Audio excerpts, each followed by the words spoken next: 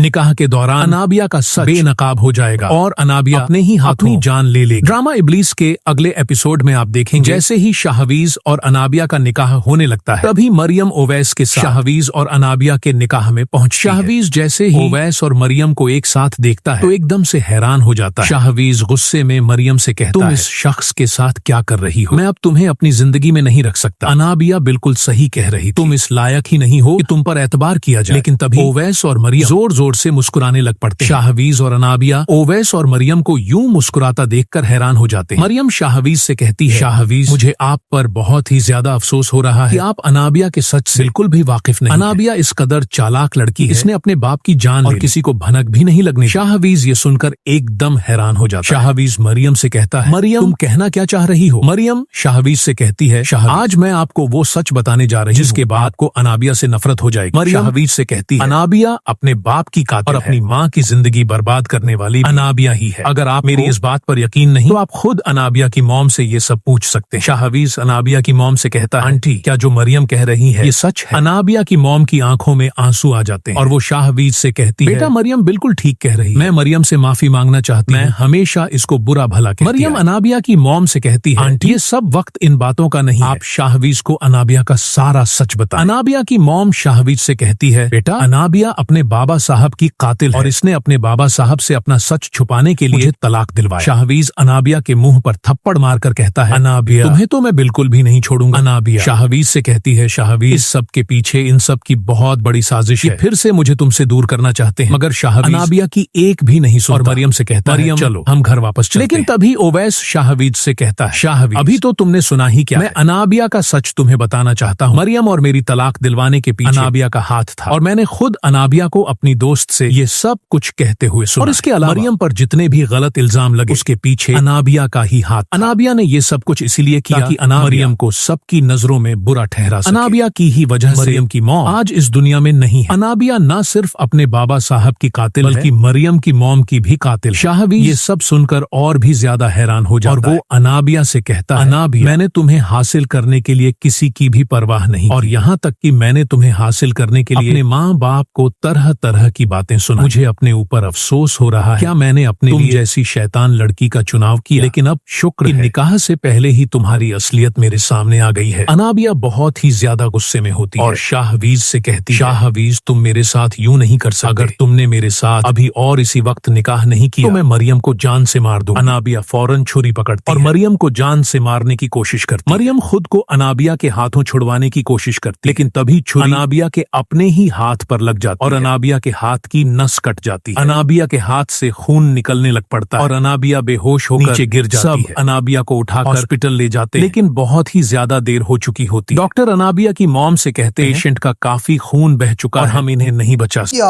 अनाबिया को अब उसके किए की सजा मिल जानी चाहिए? नहीं, कमेंट बॉक्स में जरूर बताइए और चैनल को सब्सक्राइब करना ना भूलें।